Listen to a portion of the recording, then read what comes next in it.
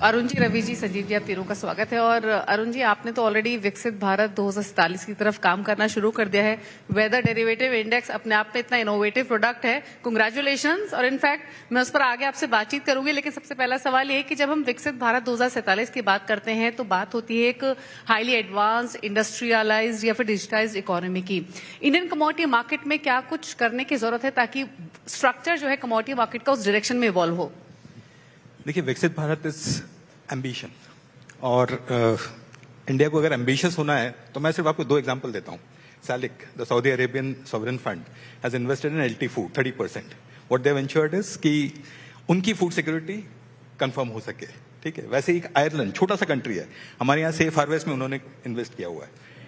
India आज की तारीख में हमारा सॉवरेन फंड नहीं है, और आज हमें कमोडिटीज में ये जरूरत है कि हमारा सॉवरेन फंड हो और जाके कहाँ इन्वेस्ट करे, वो इन्वेस्ट करे मोजाम्बिक में, वो इन्वेस्ट करे म्यांमार में, ताकि हमारी जो पल्सेस हैं, हमारे जो यूक्रेन में जाके इन्वेस्ट करे तो हमारा सोयाबीन ऑयल या सोया ऑयल, उसकी जो इम्पोर्ट्स हैं वो इंश्योर कर सके। तो एज एन एम्बिशियस विकसित कंट्री हमारा खुद का सॉवरेन फंड हो जो जाके छोटी कंट्रीज में इन्वेस्ट करे और हमारी सप्लाई चेन्स को इंश्योर करे। ये सबसे पहली जरूरत है, स्पेशली एग्री कमोडिटीज में। और इनफैक्ट संजीव जी तो इस बात से अग्री भी करेंगे, काफी काम भी किया इनका। तो इनफैक्ट काम ही यही है कि फॉरेन पैसे को कैसे इंडिया में या इंडियन फार्मर्स तक वापस पहुंचा रहे हैं, क्योंकि सोर्सिंग से लेकर ब्रांडेड प्रोडक्ट्स तक फार्म टू फोक पूरा एक स्ट्रक्चर इवॉल्व किया है। लेकिन जब हम प्रोडक्शन की बात करते हैं तो एग्रीकल्चर प्रोड्यूसर के तौर पे इंडिया एक बहुत बड़ा नेशन है, लेकिन अगर एग्री आउटपुट की प्रोसेसिंग की बात करें तो बाकी डेवलप्ड नेशंस के मुकाबले काफी पीछे हैं। क्या काम होना चाहिए इस डायरेक्शन में ताकि ये पार्टिसिपेशन बढ़ता हुआ दिखे? देखिए, अगर पहले हमको इंडिया में प्रोडक्शन सफिशिएंसी करनी थी, इसके लिए हम लार्जेस्ट प्रोड्यूसर बन गए स्पाइसेस के, हम प्रोड्यूसर बन गए श्रिम्प्स के, फिर हम बने वीट और राइस के सेकंड लार्जेस्ट प्रोड्यूसर्स। अब सेकंड स्टेज जब आएगी तब आता है वैल्यू एडिशंस। तो अगर उसी वैल्यू चेन में देखेंगे, जैसे स्पाइसेस हो गया, श्रिम्प हो गया, उसमें हमारा स्टेजेस ऑफ वैल्यू एडिशन काफ़ी ज़्यादा है। जहाँ हमने पूरी वैल्यू चेन को इंटीग्रेट किया है, प्रोड्यूस द बाय किया है, ना कि ओनली खाली प्रोडक्शन किया है और क्वालिटी मेंटेन किया है, वहाँ हमारे वैल्यू एडिशन इंप्रूव हुए हैं। वो मिल्क में हो, स्पाइसेस में हो, श्रिम्प में हो, काफ़ी एग्जाम्पल हैं, और उसी एग्जाम्पल को हमको मल्टीप्लाई करना है। बिल्कुल बिल्कुल, डेफिनेटली काम तो बहुत कुछ होना है और डायरेक्शन में काम हो भी रहा है। और इनफैक्ट रवि जी, आप तो अगर हम पॉलिसी फ्रेमवर्क की बात करें तो काफी क्लोजली आपने काम किया भी है, बखूबी समझते भी है। विकसित भारत 2047 की जब हम बात करते हैं शुगर स्पेस में, स्पेशली जो एथेनॉल ब्लेंडिंग की तरफ हम आगे बढ़े हैं, वो काफी कमेंडेबल है। काफी कुछ काम अगेन यहाँ भी होना बाकी है, लेकिन आपसे जानना चाहेंगे कि अगर हम विकसित भारत 2047 के रोड मैप की बात करते हैं तो ग्रीन और सस्टेनेबल ग्रोथ बहुत इंपॉर्टेंट है। शुगर इंडस्ट्री का पार्टिसिपेशन आप कैसे देखते हैं इस विकसित भारत रोड मैप में? एक शुगर प्रोडक्शन के साथ साथ एक ग्रीन हब की तरफ जो पार्टिसिपेशन रहेगा वो कितना और इवॉल्व हो सकता है? बहुत ही अच्छा सवाल पूछा आपने।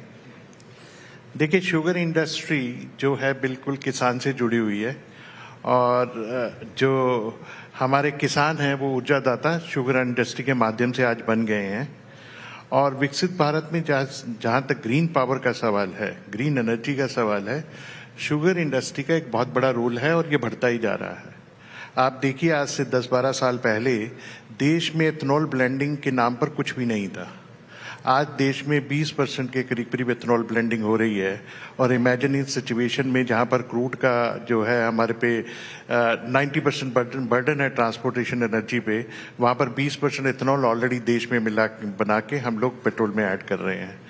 और शुगर इंडस्ट्री जो है अब वो कॉन्सेप्ट से आगे बढ़ चुकी है ग्रीन पावर में, क्योंकि आज की शुगर इंडस्ट्री सिर्फ एथेनॉल नहीं बना रही है, वो कंप्रेस बायोगैस में भी है, वो ग्रीन केमिकल्स में भी है, अभी पॉलीलैक्टिक एसिड के प्रोजेक्ट शुरू हुए हैं। तो जो शुगर इंडस्ट्री, मेरे को आने वाले समय में ऐसा लगता है, को जनरेशन भी एक उसका माध्यम है। आने वाले समय में जहां तक ग्रीन एनर्जी का सवाल है, वो एक बहुत बड़ा लार्जेस्ट कंट्रीब्यूटर होगा, और वो कंट्रीब्यूटर जो किसानों का भी भला करेगा, इंडस्ट्री का भी भला करेगा, और कंज्यूमर के लिए ग्रीन एनर्जी भी प्रोवाइड करेगा। लेकिन इस क्षेत्र में बढ़ने के लिए रवि जी और भी इनिशिएटिव्स पॉलिसी फ्रंट पर, गवर्नमेंट फ्रंट पर नीडेड है?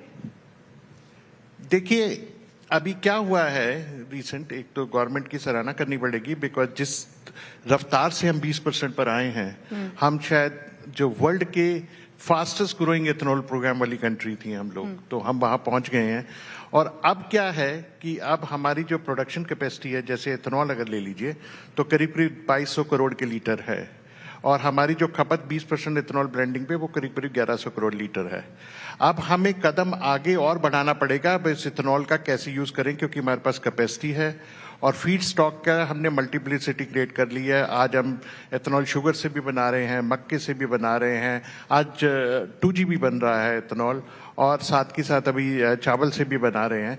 तो अब ये जो 2200-2400 करोड़ की कैपेसिटी वर्सेस 1100 करोड़ की डिमांड, अब बाकी डिमांड कैसे जनरेट करें, उसके लिए जो सबसे अच्छा माध्यम है वो है flexi fuel vehicles. Flexi fuel vehicle वो होती हैं जिसमें एथेनॉल पे भी चल सकती हैं और पेट्रोल से भी चल सकती हैं। हमें उस दिशा में बढ़ना पड़ेगा। उसका सबसे बड़ा एडवांटेज ये है कि आप जब आपके पास प्रोडक्शन ज्यादा हो तो आप उसमें इथेनॉल का ब्लेंड बढ़ा सकते हैं, जब आपके पास प्रोडक्शन सब ऑप्टिमल हो तो आप अपना जो है ब्लेंड उधर की उधर रख सकते हैं।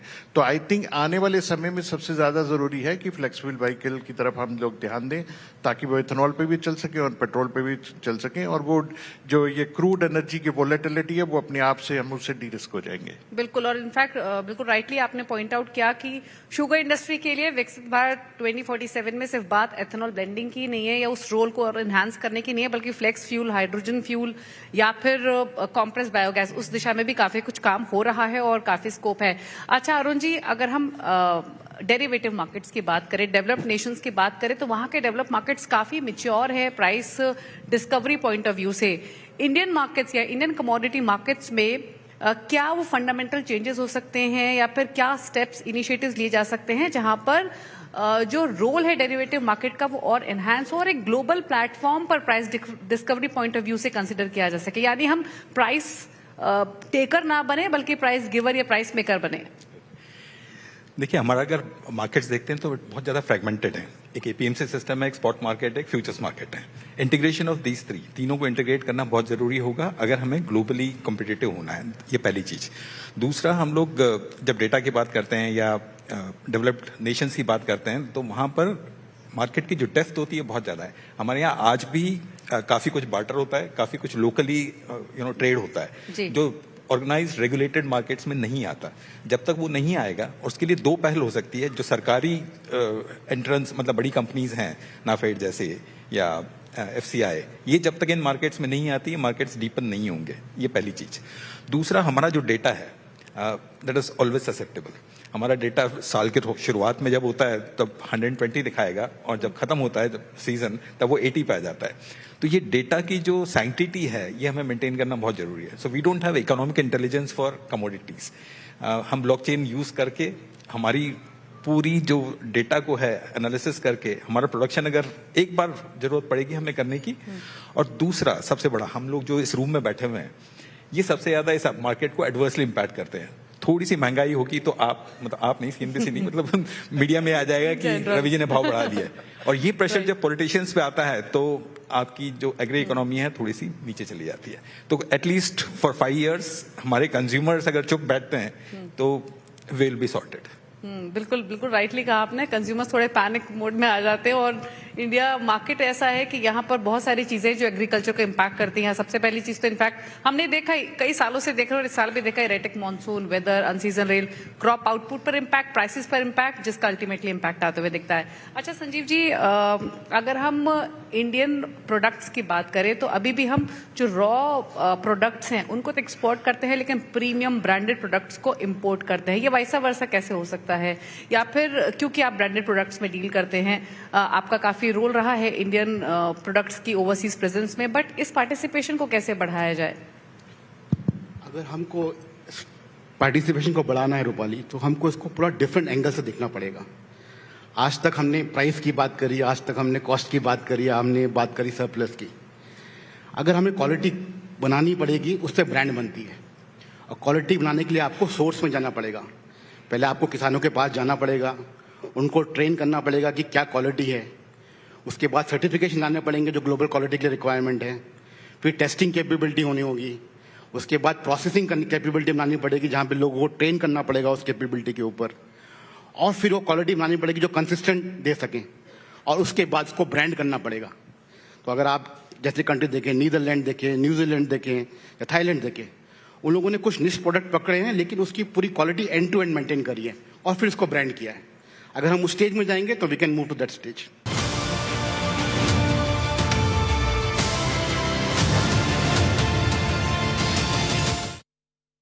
पैसा बाजार CPI